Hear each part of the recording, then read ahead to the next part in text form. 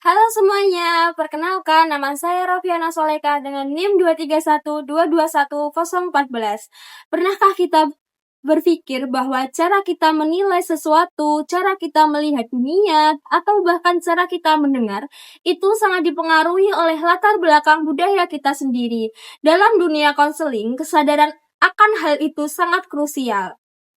Nah, hari ini kita akan membahas topik yang mendalam dan juga sangat tidak kalah penting, yaitu apa? Bias budaya dalam konseling lintas budaya.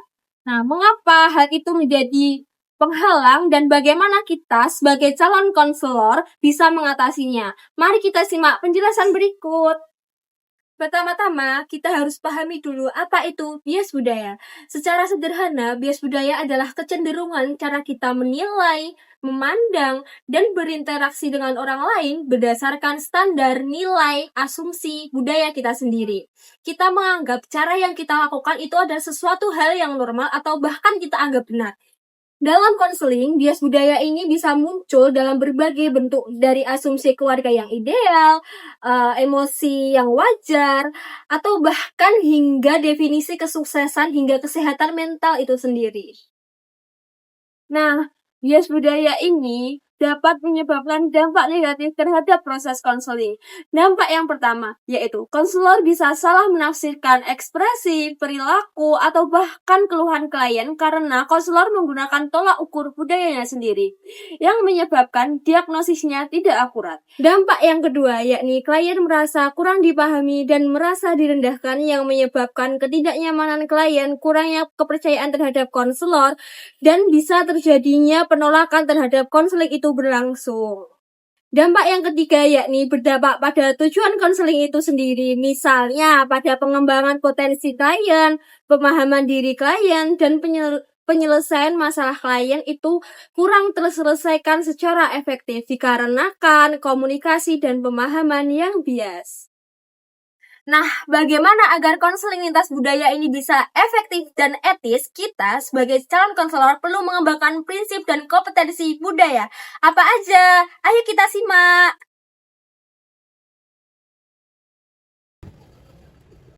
Nah, prinsip dan kompetensi yang harus dimiliki sebagai seorang konselor meliputi kesadaran akan bias dan nilai pribadi. Apa sih itu? Konselor harus memahami bahwa mereka memiliki asumsi budaya tertentu dan itu berpengaruh terhadap pandangan klien.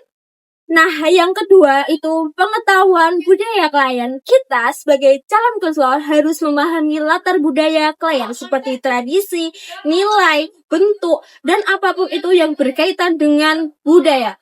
Nah, agar kita nantinya sebagai calon konselor bisa menyesuaikan teknik penyelesaian pendekatan apa yang kita gunakan untuk menyelesaikan atau keberlangsungan selama sesi konseling. Terus yang terakhir, prinsip dan kompetensi yang harus dimiliki sebagai calon konselor meliputi sifat terbuka dan refleksi terus-menerus. Dikarenakan apa? Kita sebagai calon konselor memiliki keterbatasan dan mau terus belajar untuk memahami pengalaman budayanya klien.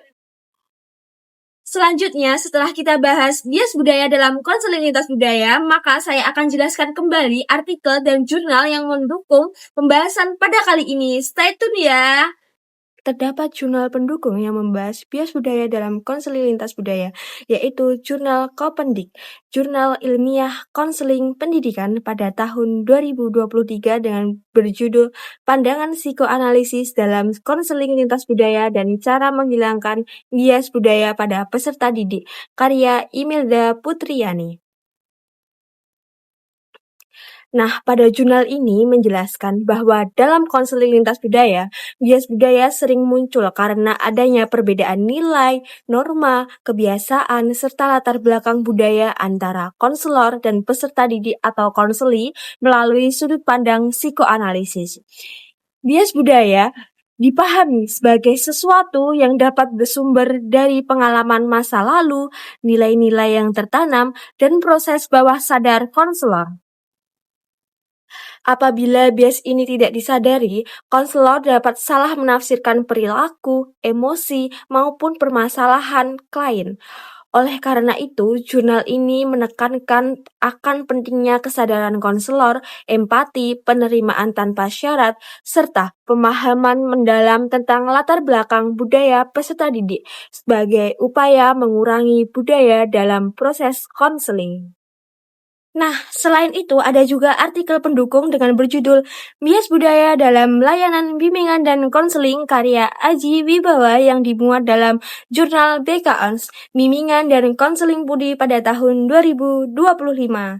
Artikel ini membahas bahwa bias budaya masih sering terjadi dalam praktik layanan bimbingan dan konseling, terutama ketika konselor menggunakan sudut pandang budayanya sendiri dalam menilai konseling. Bias budaya dapat muncul dalam bentuk stereotip, etnosentrisme, serta kesalahan dalam memahami bahasa, sikap, ekspresi dari konseling. Artikel ini juga menjelaskan bahwa bias budaya berdampak pada terganggunya hubungan konseling, menurunnya rasa nyaman konseli, serta tidak optimalnya hasil layanan BK. Oleh karena itu, artikel ini menegaskan bahwa konselor perlu memiliki kompetensi multikultural, termasuk kesadaran terhadap bias pribadi, pengetahuan budaya konseli, hingga keterampilan konseling yang sensitif terhadap keberagaman. Jadi, dari penjelasan dan jurnal pendukung tadi, kita bisa lihat bahwa bias budaya sangat perlu diperhatikan dalam layanan bimbingan dan konseling. Dikarenakan konselor dituntut untuk memahami keberagaman, menghindari penilaian terhadap perbedaan budaya, dan selalu mengutamakan rasa empati. Semoga video kali ini bisa bermanfaat dan menambah wawasan kita semua tentang pentingnya konseling yang adil dan menghargai perbedaan. Terima kasih sudah menonton. Sampai jumpa di video berikutnya. Dadah!